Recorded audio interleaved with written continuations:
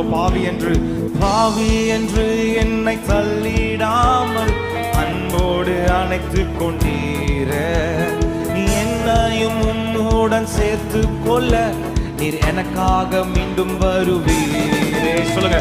பாவி என்று என்னை தள்ளிடாமல் அன்போடு அணைத்து கொண்டீரே, என்னையும் உன்னுடன் சேர்த்து கொள்ள நீர் எனக்காக மீண்டும் வருவீர்.